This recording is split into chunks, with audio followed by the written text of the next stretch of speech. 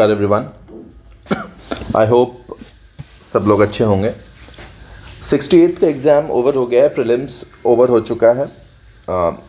एक वीक का मैंने समय लिया है। आई होप आप लोग अपने मार्क्स को कैलकुलेट कर रखा होगा आपने, और आपको पता होगा कि आपके साथ क्या होने वाला है।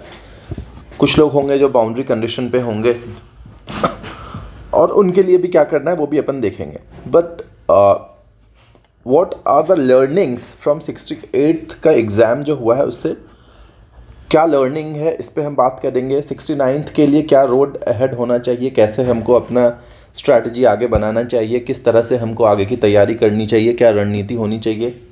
68 मेंस के लिए क्या कोई इनिशिएटिव आ रहा है। 69th में बीपीएससी कॉन्सेप्ट वाला कैसे मदद करने वाला है आपको। कुछ पेड इनिशिएटिव्स होंगे, कुछ फ्री इनिशिएटिव्स हैं क्या, या सारे के सारे पेड इनिशिएटिव ही होंगे, सब कमोडिटाइज कर दिया गया है। इन 4 बिंदुओं पे हम चर्चा करेंगे। बहुत बेसिक बात करेंगे, कुछ भी बहुत लंबा चौड़ा ज्ञान नहीं देंगे हम आपको, ट्रस्ट मी ऑन दिस। उससे पहले my magic figure for 68th, मैं क्या समझता हूँ 68th बीपीएससी में मैजिक नंबर क्या है। मेरे हिसाब से अगर आप मुझसे बात करेंगे, this is my magic number for 68th BPSC. Cut off करके हम बहुत ज़्यादा व्यूज़ नहीं गैदर करना चाहते हैं यार, है ना, इसलिए हम इस पे चर्चा नहीं करेंगे। This is what I think कि इसी रेंज में होना चाहिए। ये भी मैं इसलिए कह रहा हूँ क्योंकि मैं प्रेशर में आ चुका हूँ। जो बीपीएससी की वेबसाइट पे जो चीज़ें चल रही हैं उसको देख के मैं प्रेशर में आके मैंने 3 नंबर बढ़ा दिया है। अदरवाइज़ मुझसे आप पहले पूछते, एग्ज़ाम देने के बाद पूछते, तो मैं इसी नंबर पे रहता। ठीक है, मेरा पर्सनल ओपिनियन है। लास्ट टाइम मैं गलत हो गया था, देखते हैं इस बार क्या होता है। ठीक है, अब हम पहली चर्चा कर लेते हैं। व्हाट आर द लर्निंग्स क्या रही हैं हमारी, जो अभी रिसेंटली एग्ज़ाम कंडक्टेड हुआ है उससे लर्निंग्स क्या रही। कोई भी किताब ख़राब नहीं होता है, बट हमारा main source, primary source, main source ना बोल के हमारा प्राइमरी सोर्स क्या होना चाहिए। और primary source should be NCERTs।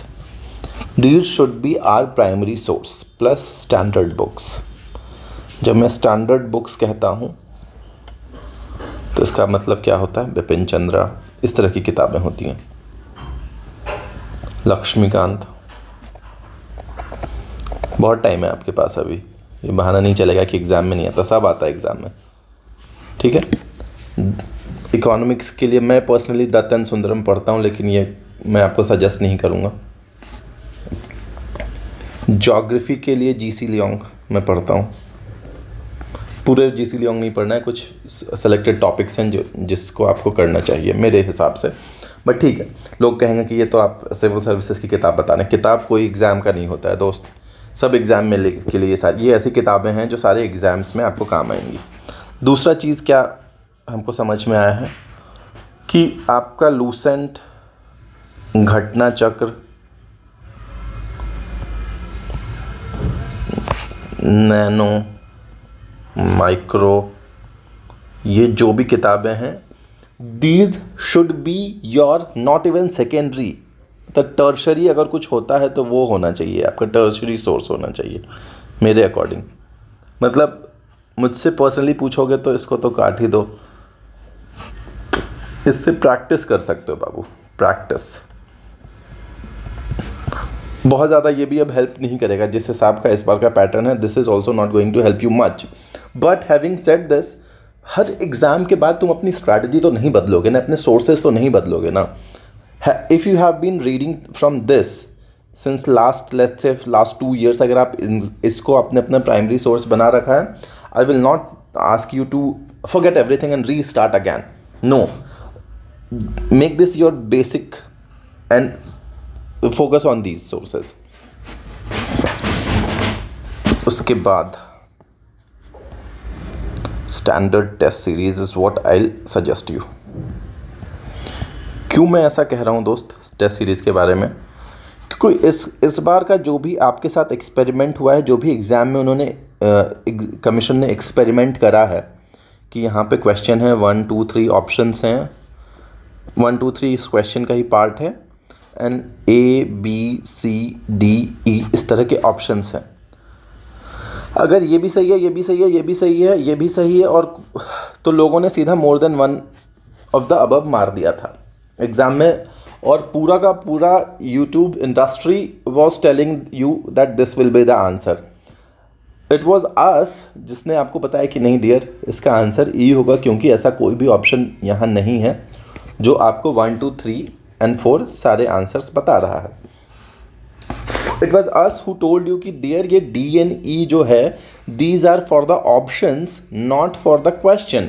Because अगर कोई नॉर्मल क्वेश्चन था जिसमें इस तरह की कहानी नहीं थी, उसमें तो आप ABCDE इनको तो आप इसी के लिए कंसीडर कर रहे थे ना कि इसके लिए, राइट।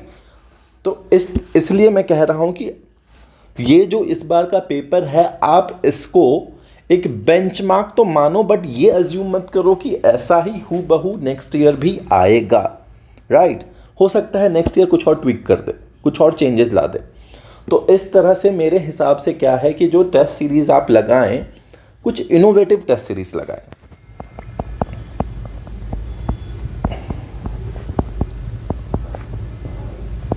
ठीक है, और जिस पे आपको ट्रस्ट हो, trusted test series.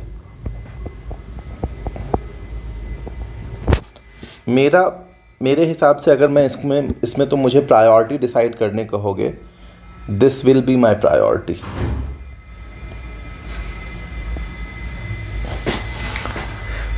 NCERT should be your primary source of study.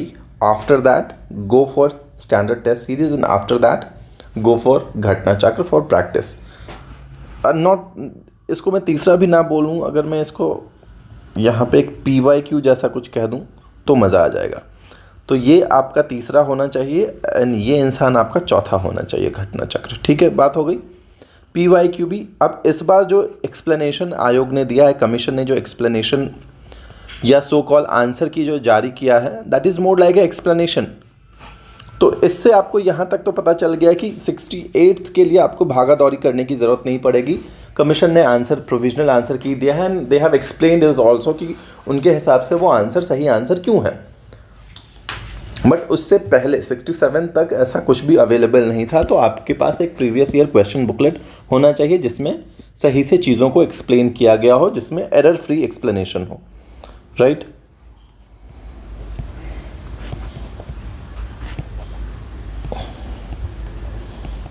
ये हमारी मेरे हिसाब से लर्निंग्स हैं। अब देखते हैं 69th का रोड अहेड क्या होना चाहिए। मोर और लेस हमने इस पे चर्चा कर ली, हमारे सोर्सेस क्या होने चाहिए इस पे हमने चर्चा कर रखी है। बहुत मिनिमम सोर्स में मैं बात करूंगा आपके साथ। NCERT,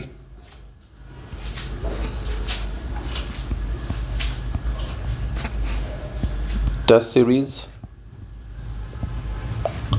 प्रीवियस ईयर क्वेश्चन का बुकलेट एंड इसके बाद आपके पास पैसे और समय बचते हैं, तो वो भी ये कंडीशनल है, इफ़ एंड ओनली इफ़ अगर आपने इसको पहले कर रखा है।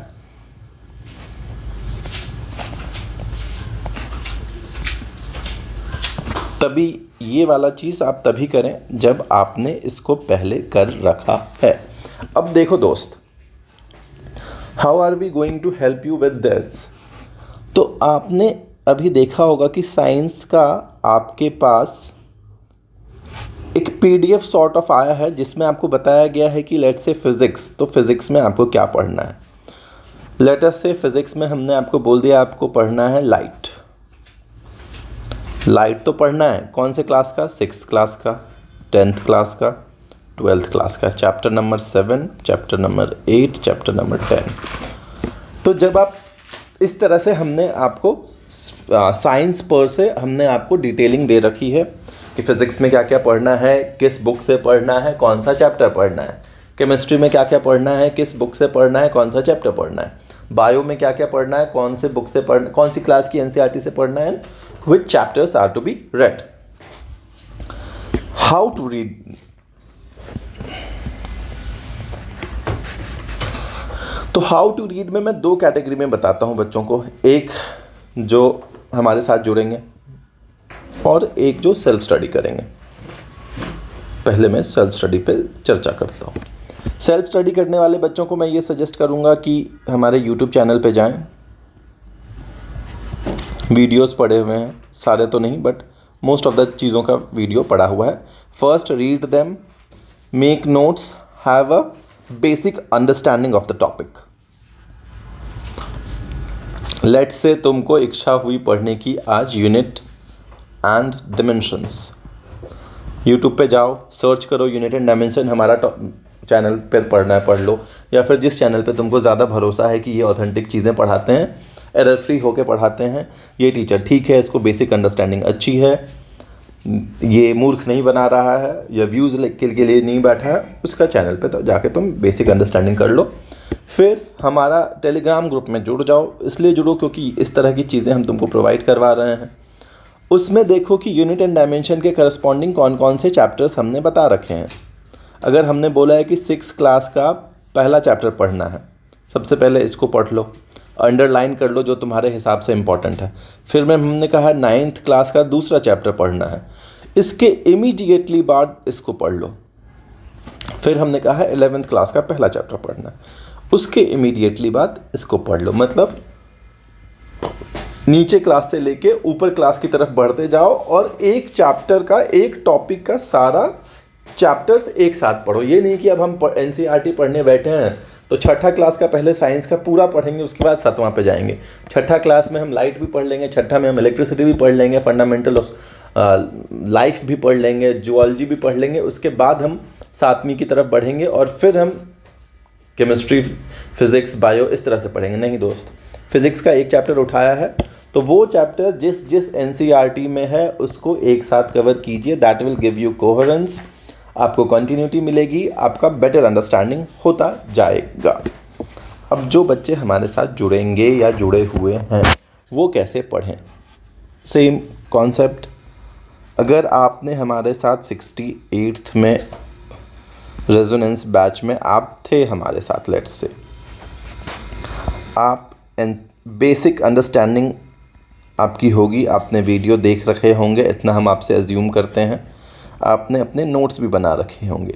अगर आपने वीडियो देख रखे हैं तो I will not ask you to go through the videos again, go through your notes. एक बार इसको स्कैन योर नोट्स। स्कैन का मतलब लिटरली स्कैन नहीं, आँखों से स्कैन करना है। नोट्स को आप पढ़िए, बेसिक अंडरस्टैंडिंग डेवलप कर लीजिए। उसके बाद आपको वापस से ये पूरा का पूरा प्रोसेस वापस से करना होगा। यहाँ पे जो वो बच्चा यहाँ मेहनत कर रहा है वो मेहनत हमने आपको बचा दिया है, वो मेहनत हम आपको अपने वीडियो के माध्यम से करवाएंगे। उसके अलावा क्या क्या होगा, उसके अलावा many things are in pipeline which you have been, आपको हमने बता रखा है via Telegram channel and other sources कि हम NCERT का क्विज़ टाइप का कुछ हम लाने की कोशिश करेंगे। Once in a week type का होगा।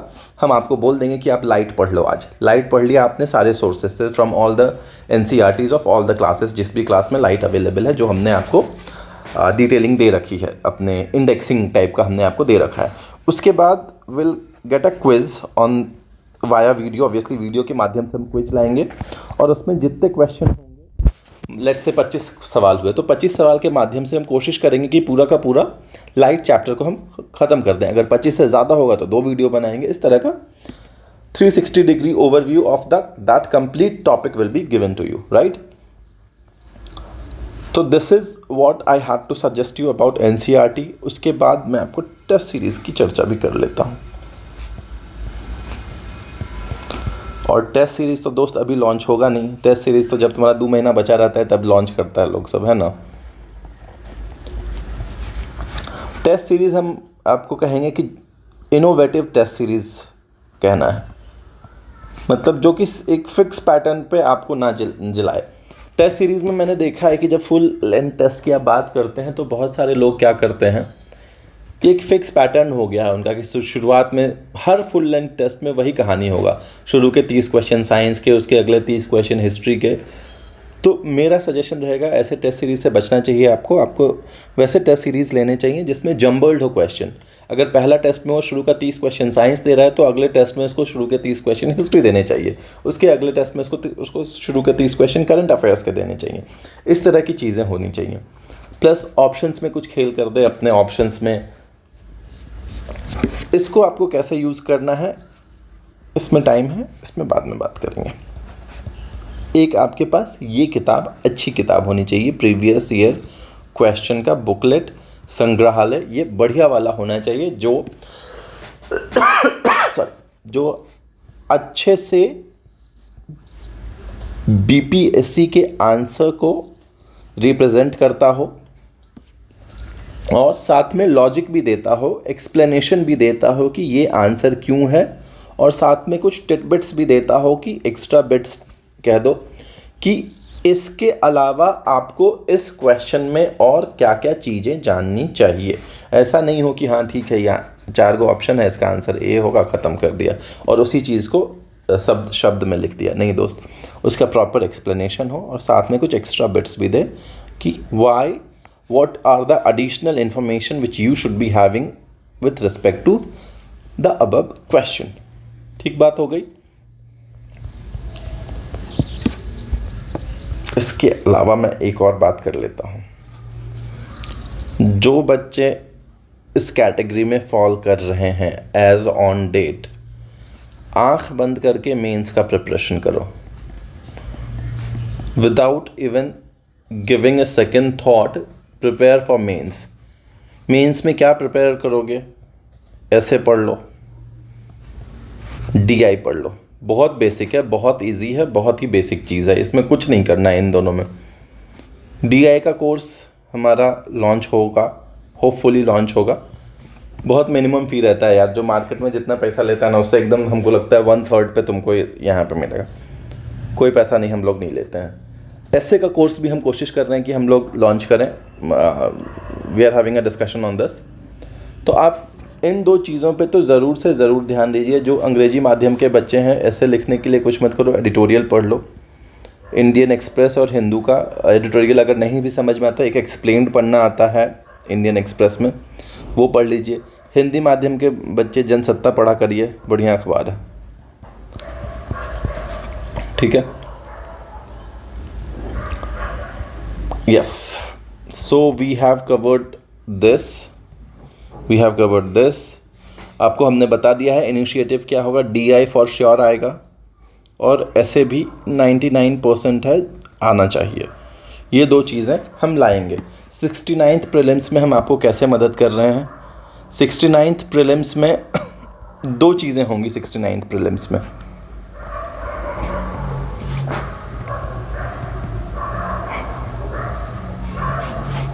पहला तो होगा दोस्त रेजोनेंस 2.0। रेजोनेंस का मतलब हम और आप एक रेजोनेंस पे हैं, सेम फ्रीक्वेंसी पे हैं, इसलिए बैच का नाम रेजोनेंस है। रेजोनेंस 2.0 को हमको ज़्यादा एक्सप्लेन करने की ज़रूरत नहीं है। जो रेजोनेंस 1.0 के बच्चे हैं उनको पता है कि हम किस लेवल तक आपके साथ हेल्प करेंगे। दूसरा होगा हमारा यूट्यूब पे इनिशिएटिव्स।